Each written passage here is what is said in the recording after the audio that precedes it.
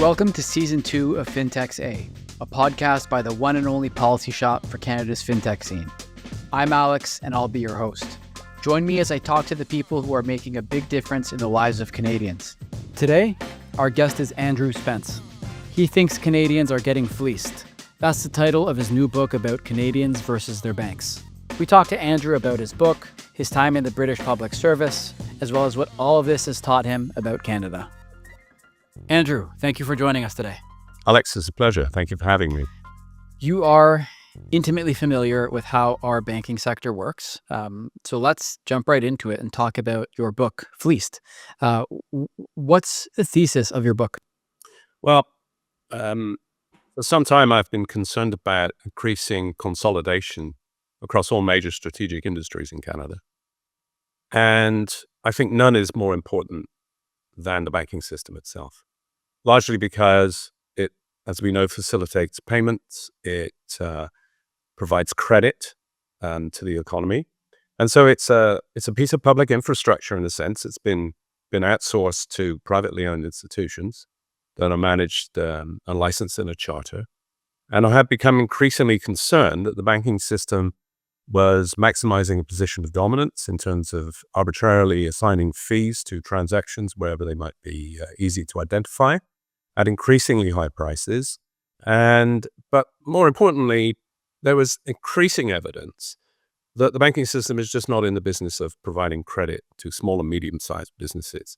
And so to my mind, that links to Canada's increasing underperformance relative to other jurisdictions. So I thought it was time to take a look at the overall structure of the Canadian banking system, how it fit into our economic policy, and what that said about the relationship between the banking system and economic public policy in Canada.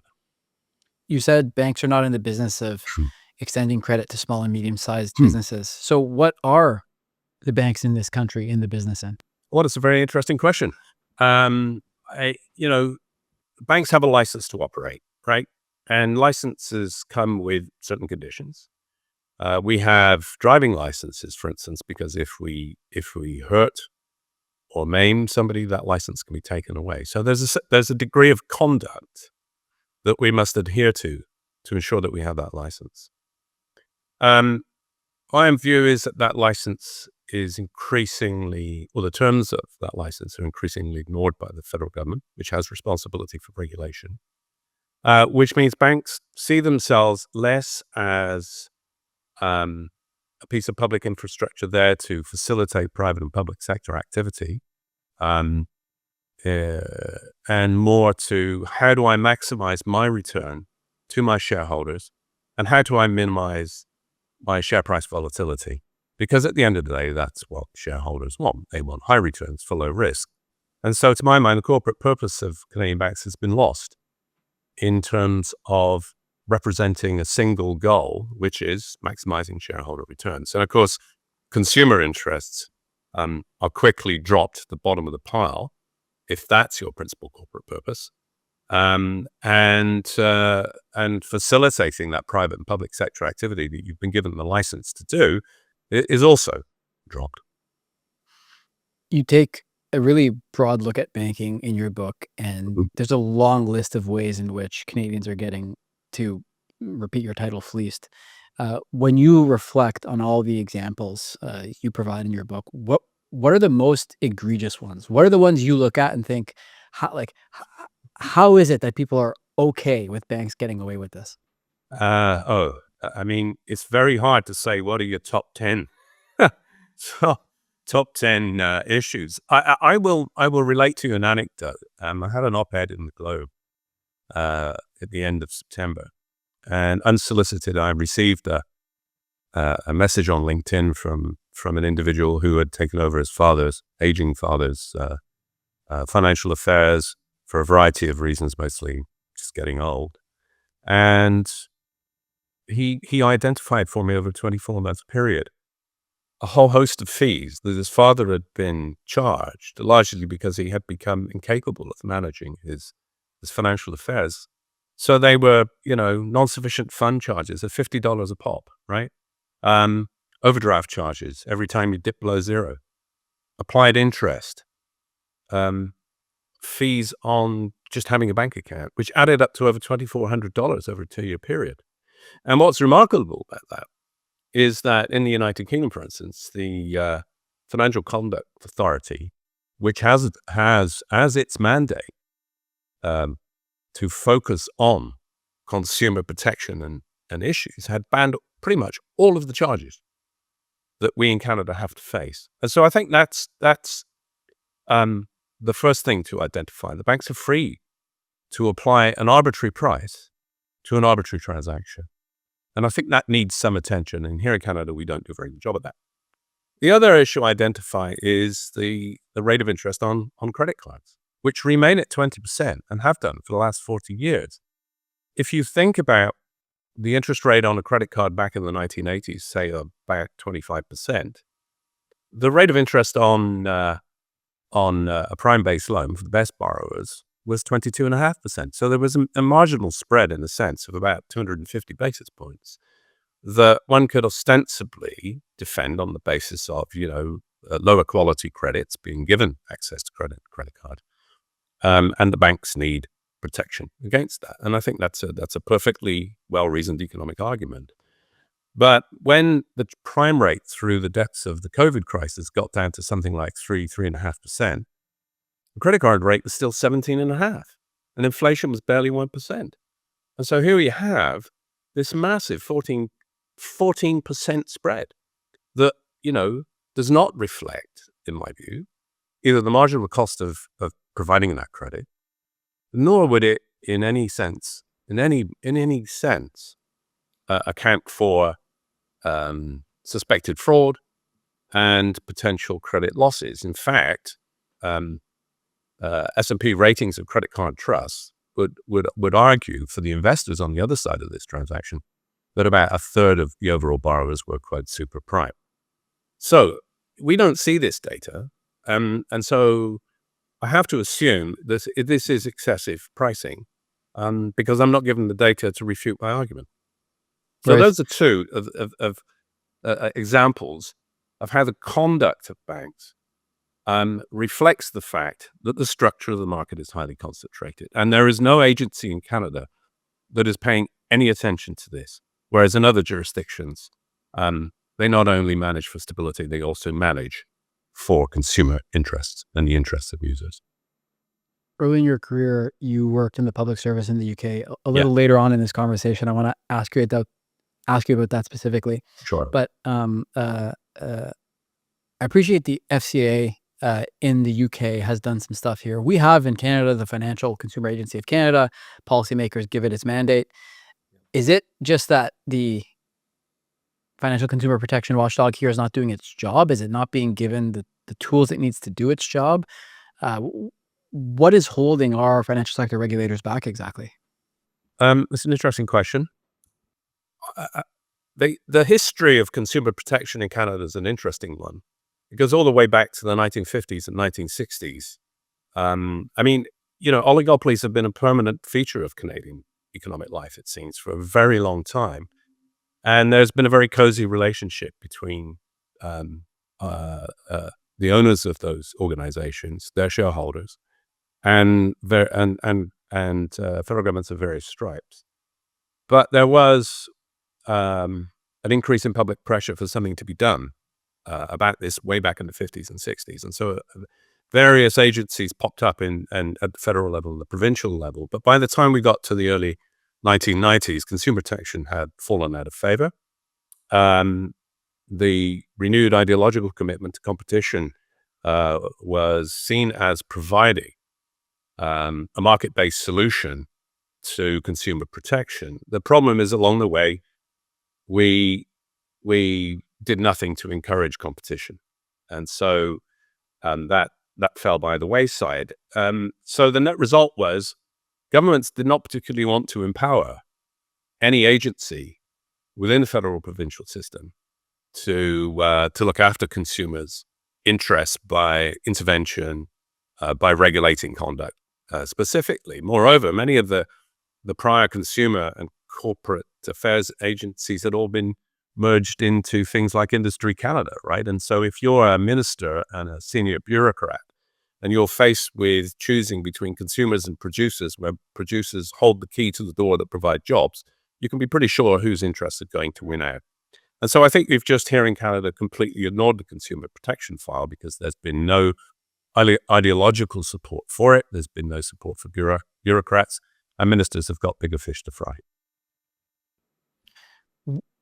We have dozens of banks in this country, and 5 big ones who say they compete with each other Well, quite aggressively and viciously.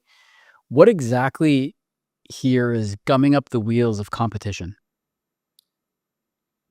I think there's a sense in government that there are other and higher priorities. Now, we have seen over the last couple of years more intervention by governments to consumer outrage and uproar, but it's all couched in a crisis. And so, there will be a response from government to an issue that becomes politically difficult to ignore. And this is not a particularly Canadian phenomenon. This is a phenomenon we see everywhere. And so without a crisis, there doesn't seem to be much in the way of any intervention. Now, the Canada had a good financial crisis. We hear this constantly, right? And we had a good financial crisis, I think, not so much because of the banks being overly conservative, which they are. There's no question about that. But they were also very tightly regulated by OSFI, right? With adequate capital requirements, with the leverage caps, and I think at the time inadequate demands for liquidity provision, but nonetheless, that can be solved in a crisis with access to the central bank balance sheet. And Canada's banks did receive significant federal support through that period, probably a lot more, I wouldn't say probably, much more than the general public realizes. So banks that are too big to fail and didn't fail allowed Canada to escape some of the very ugly politics of bailouts. And so I think there was a sense that this is a file we should just leave alone, right? Because the banks did well. The problem is, if you're too big to fail and there's nobody to protect consumer interests by examining the conduct of the banking system and others, then too big to fail very, very quickly becomes too big to care. And this is the situation that we have found ourselves in. Now, there is a growing awareness amongst the general public that something is not right in Canada's economy. And each and every one of us is aware of rising prices that are impinging on our standard of living. And so this is bubbling up to become a crisis that can't be ignored. In fact, we have changed the Competition Act in Canada in the last year with an additional enhancement with another bill. And that we have finally empowered our Competition Bureau to start to get to the bottom of this, which is a good thing.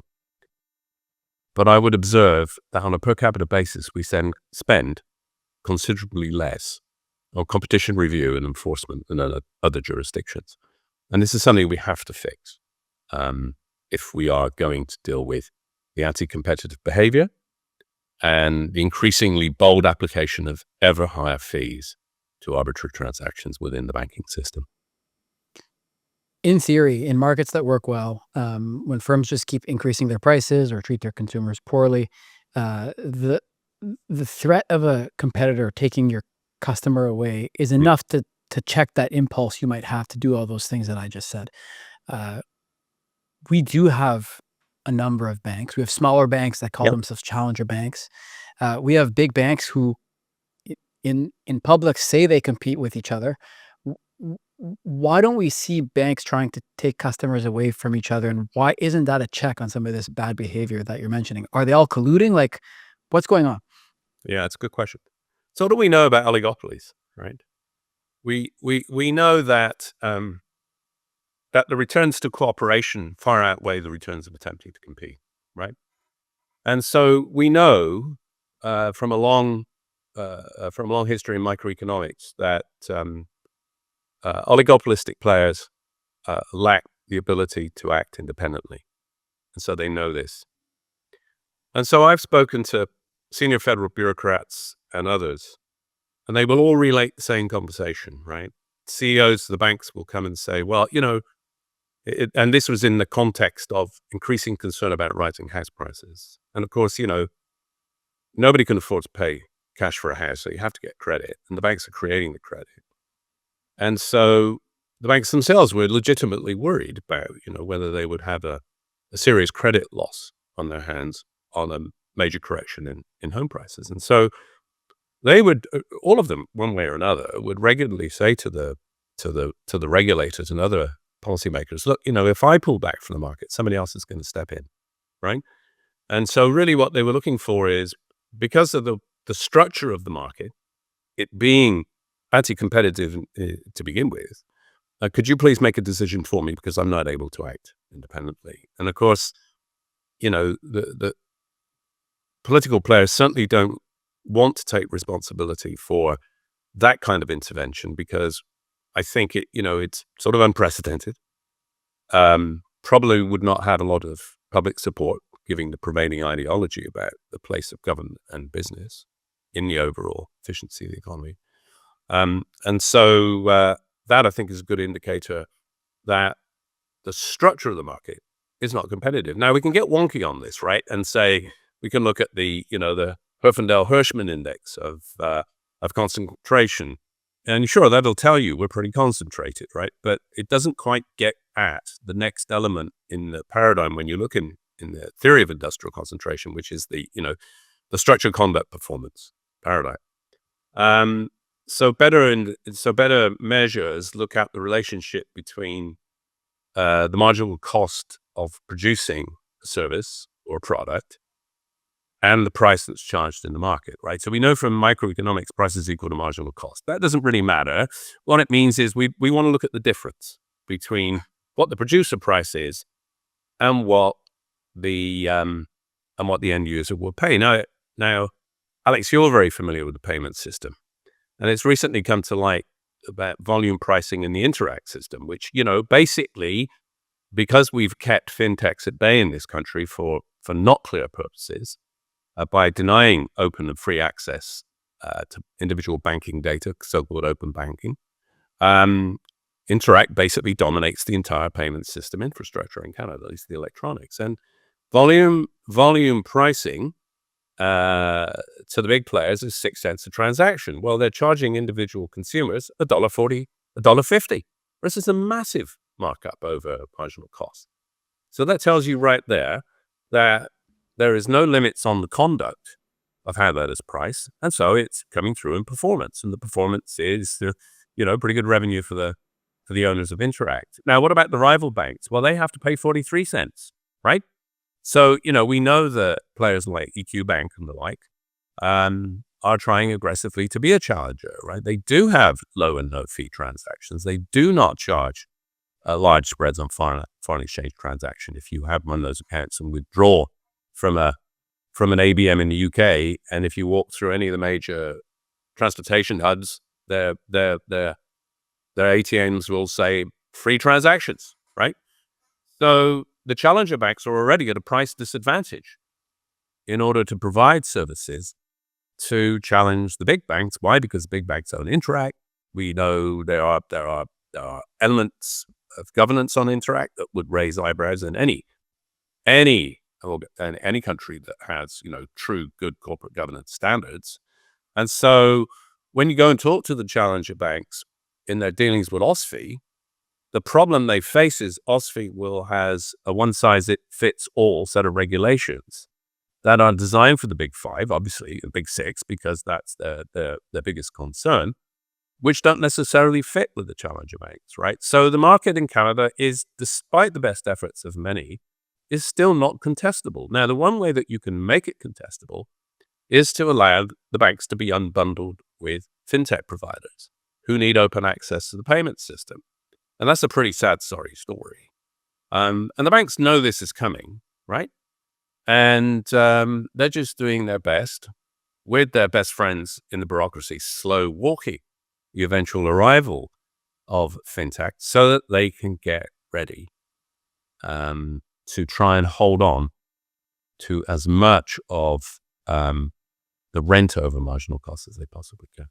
So that got a bit wonky, got a bit deep, but I hope that gives you a sense of where the dynamics of the limits to rivalry are. Let's say, so let's grant there's a competition issue. I'm going to channel my best, my best banker here. In fact, I don't need to channel it. They're out saying this. New players in the system means increased risk of fraud, increased risk of money laundering, more cybersecurity risk, all sorts of things that'll impair the integrity of our financial sector. If that's all true, and maybe it isn't, why isn't the lack of competition a worthwhile price, the price we ought to pay for this financial sector we have that we hope is stable and operates with integrity? I'm not sure I can answer that question with the degree of alacrity it deserves.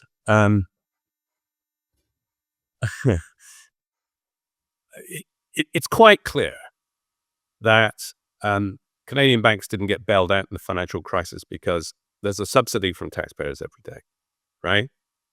In this case, I mean customers, right? So if you're levying a price on a transaction that bears no resemblance to the marginal cost, then you have to ask yourself the question: what do you value? Do you value good quality service? Do you value a dynamic economy? Or do you value a stable financial system that is worth the excessive cost? I think the issue for many bank customers is trying to understand how the bank's decisions on conduct and performance to meet their shareholders' needs is undermining overall economic growth. Now, another measure of this, the conduct and performance of banks, and this relates to the productivity story. Now, productivity is a big mystery for economists, and I wouldn't be I wouldn't say I have a really good understanding of that. But it seems to be that availability of capital, or the capital stock, is an important determinant of how productive an individual can be. So I did a short note with Mawakina Bafali at the CD Institute a little over a year ago, looking at capital spending in the financial services industry in Canada. And it is a steady but sorry tale of underinvestment. So in 2006, the sector was investing about $31 billion a year in nominal terms in the capital stock, right? The most recent year for which this is available, it's down to $2.7 billion, an over 90% decline. This means that the capital that people in the banking system directly, insurance companies or elsewhere in the financial system have to operate is becoming increasingly old. It's probably being depreciated faster than it's being replaced.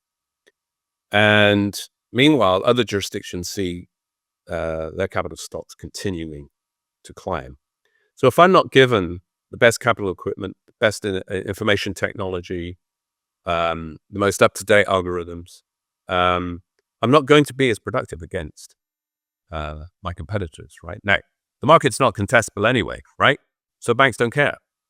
They have no incentive to ensure that they're productive, because if you need more revenue in order to keep shareholders happy, you can just pass it through in higher fees.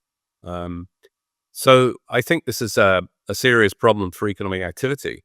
Now, bear in mind that, it's very hard to know exactly, what the median loan to a small and medium-sized business in Canada is. But we know that overall small, medium-sized business financing is barely 10% of large business financing. We know that it's much more expensive than it is in competing jurisdictions around the world. And this is, these are organizations that provide about 6/10 of the jobs in Canada, and in one way or another provide or sustain about half of its GDP. So if they're not being adequately financed, they too cannot get the most up-to-date capital equipment. And so when we look at the banks, we have to say, okay, we value stability, and stability, an old Bundesbank, German central bank president once said, yeah, sure, stability is not everything, but without stability, everything is nothing. But we have to understand that that comes at a cost. And I think intuitively we know it's expensive. But when you talk about this, socially with people, they say, what can you do? There's no point me going from one bank to another because it's an identical service. So we have a governance problem. We have a competition policy problem.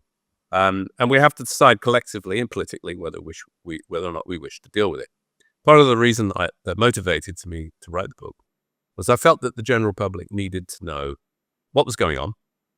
They needed to have knowledge of how the sector is operating. They need to understand to the best they can the language so that they can understand and have a better sense of their predicament than they would if I had not written the book. And then it's up to them whether they wish to live with the status quo or demand better. If that was your goal, I'd say you accomplished it. The book is deeply researched, really nuanced, but well written and written in a way that's super accessible. So all this being the case, what are the top things that Canadian policymakers should do to get the wheels of competition in banking turning again? Again, it's very hard to know where to start, but I think we start at the top of the house. We need to have a new regulatory agency, either that is jointly responsible for stability and competition, or we need to take the FCAC and give it a very explicit conduct remit. Now, we might also want to take a leaf out of the book of the UK, right? Because it's kind of got a triad. It's got the Financial Conduct Authority, how you behave. And all of this flows out of industrial organization, what we call industrial organization, which really is, how competitive the market is. What's the structure? Not competitive. What's the conduct? In some cases, not policed at all. What's the performance? Pretty bad, right? That's kind of where we are. So do we need a financial conduct authority at both the federal and provincial level? For banks, the provinces don't much matter, but there's other activity out there that they may need to pay attention to, but that's not what I deal with in this book. We need a prudential regulatory authority, clearly. That's OSFI. And perhaps we need a new agency that deals with the payment system, because if we do not, give a regulatory agency as their mandate to ensure that the payment system is developed in the interests of its users and also to facilitate a degree of innovation because opening it up, we will not get there in Canada. And it is already an absolute scandal, in my view, that the UK could introduce open banking some 6 years ago. Yeah. Right. And we're still waiting for it here in Canada today. And there is no clear reason given to us why this is the case. I was at a recent summit, and Tiff Macklem gave a very eloquent interview.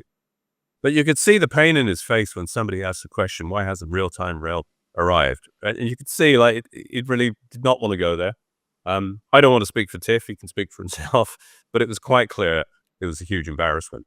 And I'm not here to point fingers, but I'm pretty sure I know why that's not been done. It's a combination of banks slow walking it, and it's a combination of, bureaucratic inertia. Well, that's something new. We've never done that before.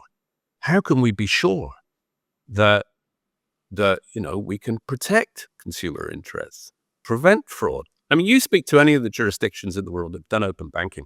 Their only regret is they didn't do more. Yeah. And it didn't have a broader scope and a broader suite. Meanwhile, we whistle in the wind, waiting for a calmer day. So So I I think want, we need a triad of regulators that yes, has a serious mandate to finally say, we are not here to support producer interests. We are here to ensure that the economy gets what it needs to reequate the banking system and others with their corporate purpose.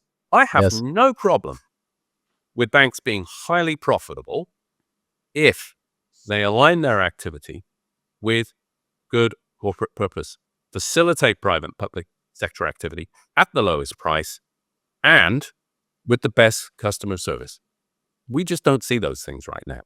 And so I, that needs intervention. I want to delve into why places like the United Kingdom have been able to do these things at the pace they have, while Canada has kind of lagged behind. But before I do, you started your career at His Majesty's Treasury in the United Kingdom, the equivalent of, I guess, our Department of Finance, Yeah. many years ago. Was it really like a Yes Minister skit? Well, I yeah, I mean, I come from a pretty humble background, right? So for me to make it into the hallowed halls of the UK Treasury was something of a surprise to me. I didn't want to be cynical about it and say, I'm the token person from a state school that's been in just to say, look, we tick the box over here. It was a wonderful environment. It was highly intellectual, highly demanding. I had completed a master's degree in economics and quickly realized I knew nothing about either things. And I'm very grateful for the people there who gave me a good grounding in practical economics. It is at the time, was the chief policy ministry in terms of managing the economy. And you have to remember that, Margaret Thatcher had been elected in 1979, facing a sclerotic economy that was highly corporatist, right? And they were determined to introduce a degree of competition into the UK economy, regardless of the cost. And I will say that it was highly disruptive to economic activity, and it took a long time to recover. But the efficiency of the economy did improve quite dramatically. As we sort of rolled into the 1990s, I think there was a growing sense within the Treasury and other economic ministries that the degree of competition that was emerging wasn't sufficient to deliver what the public had been sold, right? Which was price efficiency, better standard of living, better opportunities. And there was a sense that there needed to be somebody somewhere to keep an eye on competition. So I think that there was a whole ideological transformation in the UK economy with respect to how economics would behave that put individuals and customers first. And so if the system, after a period of disruption, was beginning to consolidate and begin to look like the corporate producer interest was becoming dominant, the government of the day was just not willing to tolerate that. And so there is a better sense of, okay, if we cannot introduce a full measure of competition to a given industry, then we have to look at conduct and performance to make sure that it doesn't disintegrate into corporate predation. When I think about the sorts of things I hear when the Canadian public service comes up in conversation, what comes to mind is talk of how employment in the public service has grown, how much money the government spends on that. Um, Based on your time in the British public service, what's the thing you find people, just regular people, most misunderstand about the role of the public service in society? Um, it's an interesting observation you make. I mean, I came to Canada as a student in the early 1980s, went back to the UK, and then came back here about 30 plus years ago.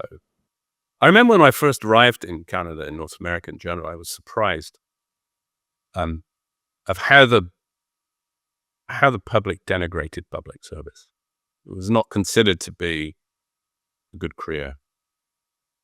And you cannot have a successful state without a good administrative structure. We can't think of, Adam Smith in the late 1700s and say that should be our optimal model for economic activity. I mean, certain human activity and Homo economists, that doesn't change, self-interest and all the rest of it, but our economies are much more sophisticated and subtle than they were then. So you need a good public service. And Canada has some excellent public servants who deserve all our respect and deserve to be well paid for their careers and for what they bring to making Canada a rich and comfortable society.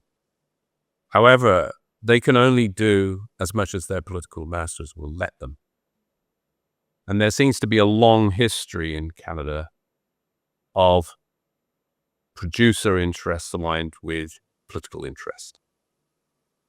And that we seem to have dropped the ball until very recently on good microeconomic competition policy.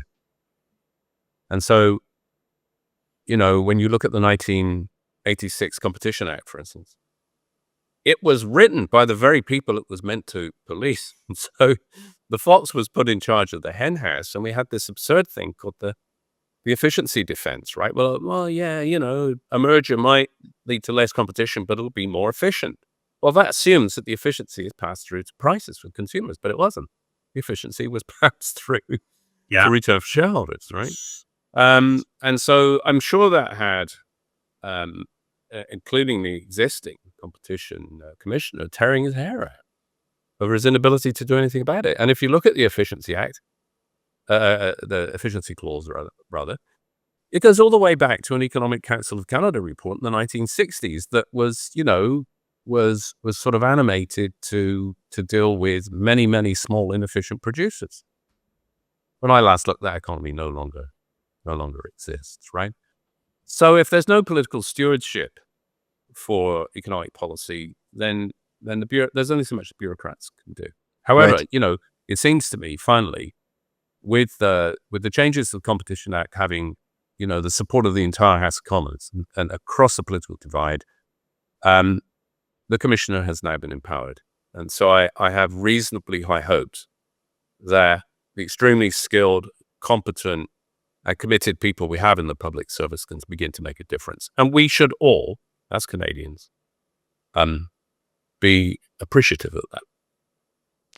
I'm so intrigued by this superficial difference between policymakers in the UK and those in Canada. The journey to open banking in the UK seems very different from the journey here, right? Like if I recall correctly, the CMA in the UK put out this very dense technical report, hundreds of pages long, and basically said we need to make banks work harder for their customers. In Canada, we shy away from competition and instead want to turn things like open banking into consumer protection initiatives, first and foremost. What is the difference between the two countries that might be leading to this superficial difference in the journeys we're taking to this very similar, if not identical, initiative? Part of it's cultural. When you look at how open banking came to the UK, in 2016, if my memory serves me right, the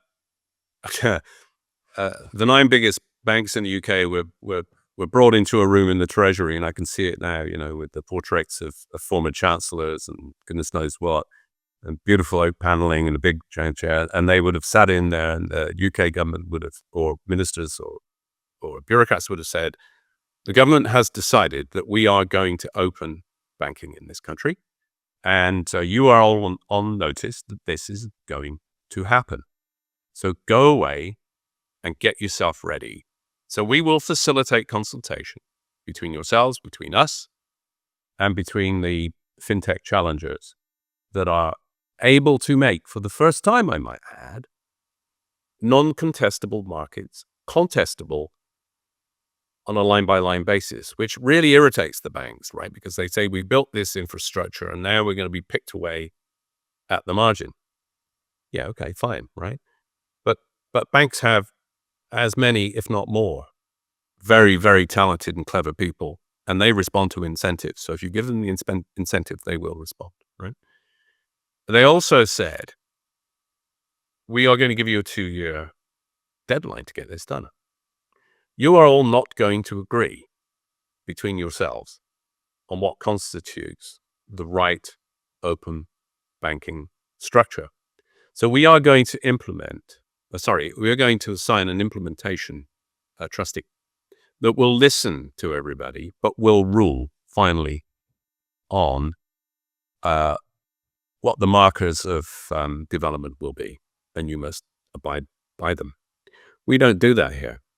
I think there's a cultural dimension of Canadian life, which is to shy away from candor because it's confused with conflict, right? Sometimes you have to have difficult conversations to make progress. And we all experience it in our personal and business lives. But if we set objectives, we set deadlines, we set standards, there is no reason why this could not have been done. I mean, handing over real-time rail to Interact, I mean, it's no wonder it's not getting done, right? And there may be many technical issues that I'm not aware of and not party to that can account for a relatively slow delivery. And there may well be, some legislative issues that law needed to be changed. Law never gets changed quickly. We know that. But there's never, there are two types of lawyers in my experience, right? They're the lawyers that tell you everything that could go wrong and you come so overwhelmed by risk aversion, you just don't do it. Or you say to a lawyer, this is what I want you to do. You go find a legal way for you to do it. And I think the best way to think about that is the support that the government of Canada and elsewhere gave to the major motor companies in the financial crisis. And so if there's a will, there's a way, right? If there's commitment and a will to do something, it will eventually get done despite natural obstacles to progress. So it seems to me we've not had the political will to empower the bureaucrats to get this done. And my question is, why has nobody taken responsibility for this at the political level when there are so many obvious benefits to consumers? Right. I feel like in a way you answered this question, but I'll ask it anyway and maybe put a slightly different spin on it. I wanted to ask you, what does the harshness of British tabloids tell us about British culture relative to Canada's? But you suggested that, Canada's is a culture that shies away from candor, whereas the British culture does not. Maybe you could argue it goes too far. But what does this tell us about the Yeah, respective cultures? Does Canada's kind of cowardly politeness mean we are scared of progress, whereas the UK's embrace of candor and harshness means they're more open and dedicated to progress? What does this mean? British society is much harsher, and that's not necessarily a good thing. But I think that Canada has changed dramatically from when I first arrived. I remember when I first arrived, and I think they're still out there on the streets. But you put 25 cents into a machine, pull it down, and take your paper and go home. I can assure you, if that thing had been in the UK, somebody would have come along, put their 25 cents in, taken every single newspaper, and then sold it to people to make a profit, probably at 10 cents, right? So I think that the UK society has been harsh and class-ridden, and many people have to resort to making up for what they can't get by sharp practice, right? And so I think there's a heightened awareness that sharp practice is not to be tolerated, right? So tax authorities, for example, in the UK are extremely aggressive. And once they've got you, you're going to pay, right?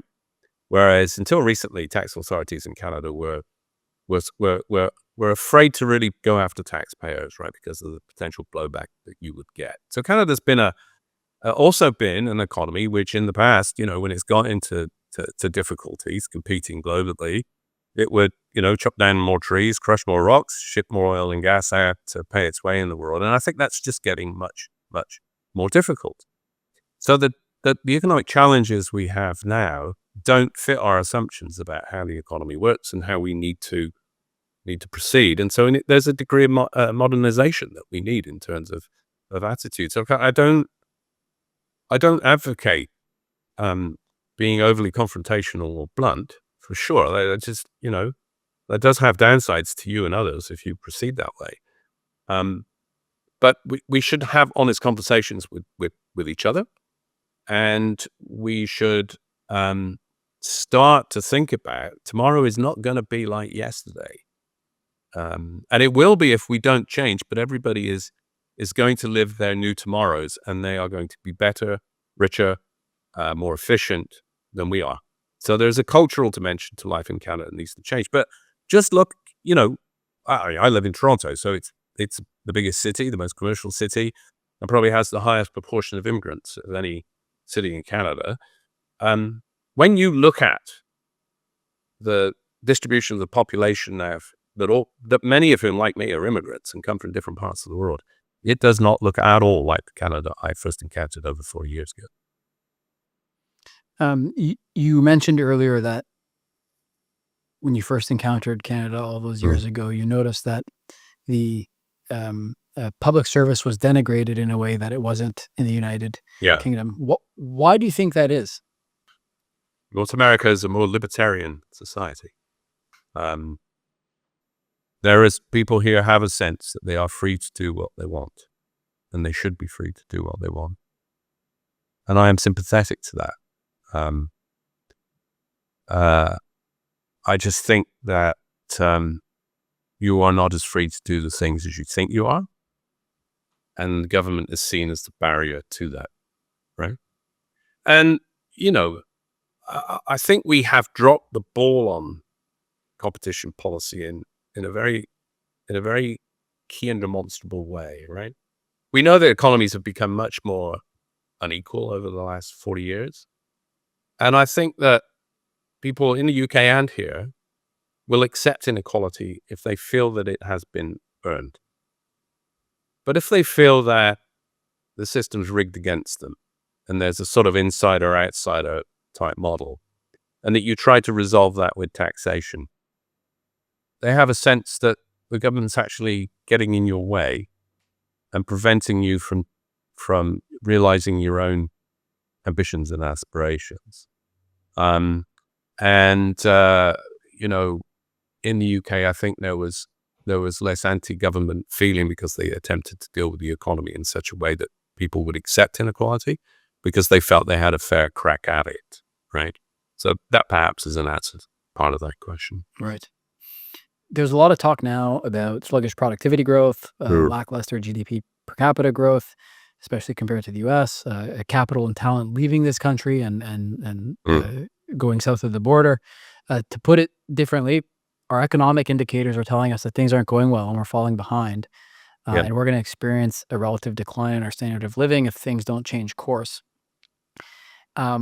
Is it possible we're reading too much into short-term variations from the long-term trend line, which seems to slope upward? No, I don't think so. Because if you look at a variety of different industries and a variety of different economic indicators that sort of get at but don't fully explain the productivity challenge, you can see long-term decline. Now, StatsCan is one of the best statistical agencies in the country. In the world. And they have very detailed industry by industry productivity data. So you can sort through that and begin to get a sense of, where is the productivity coming from? Where isn't it coming from? And what's the weight of those organizations that generate high productivity in the overall economy? And what you find is pretty appalling productivity performance in the major oligopolies. Now, these are big players in the economy, right?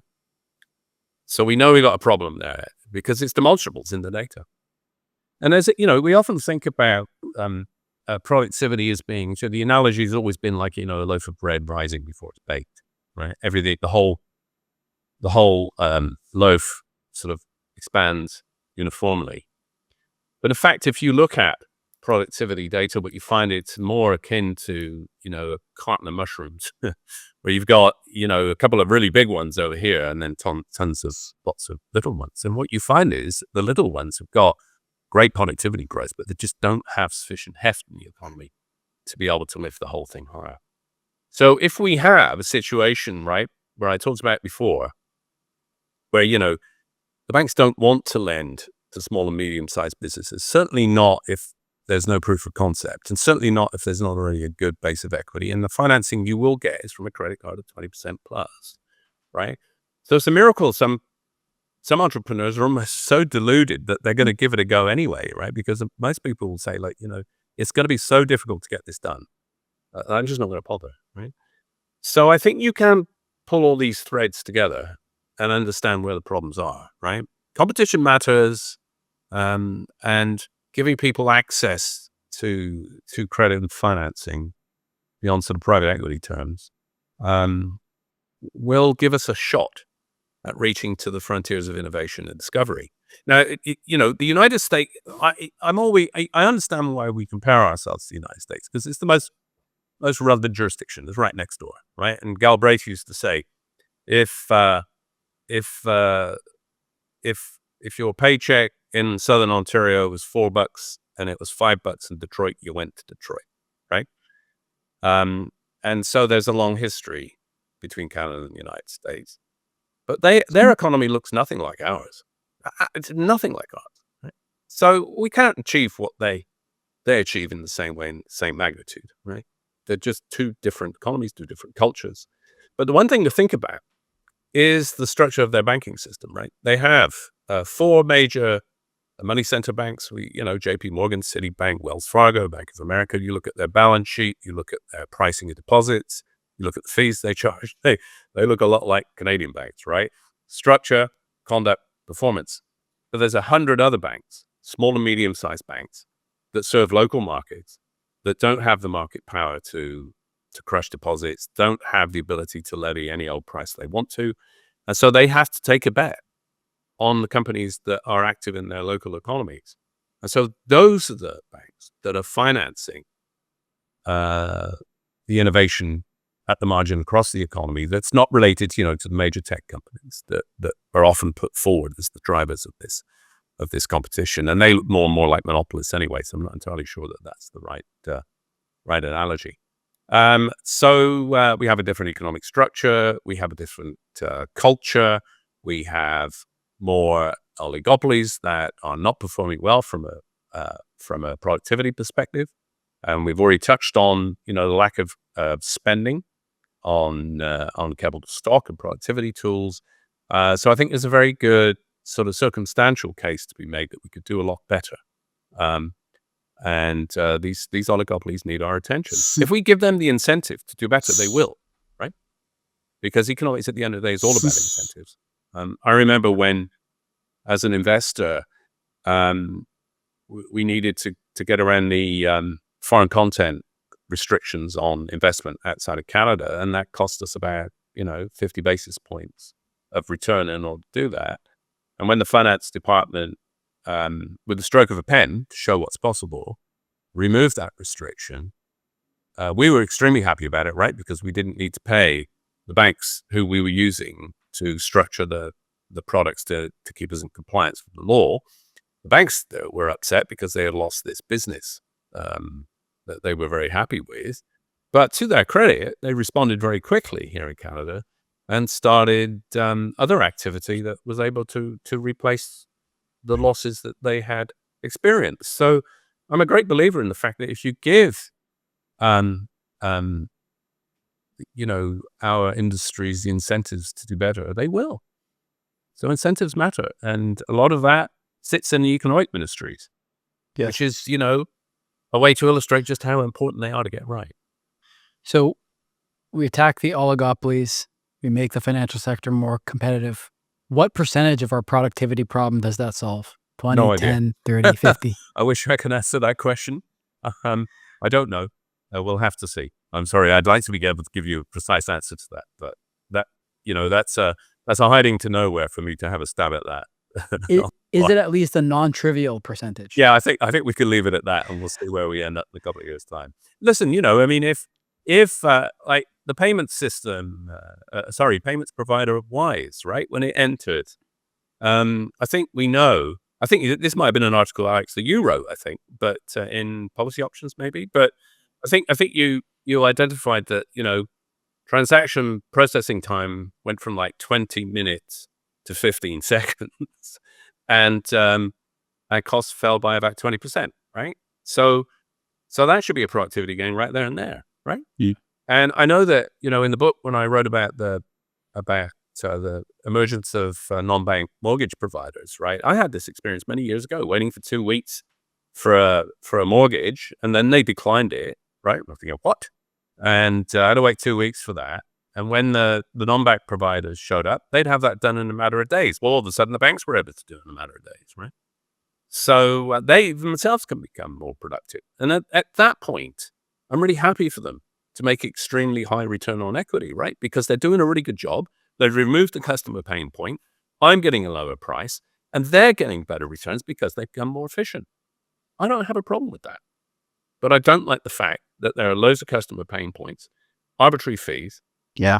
That go up by a factor of 10 in a year. I've just had that experience in my own business account.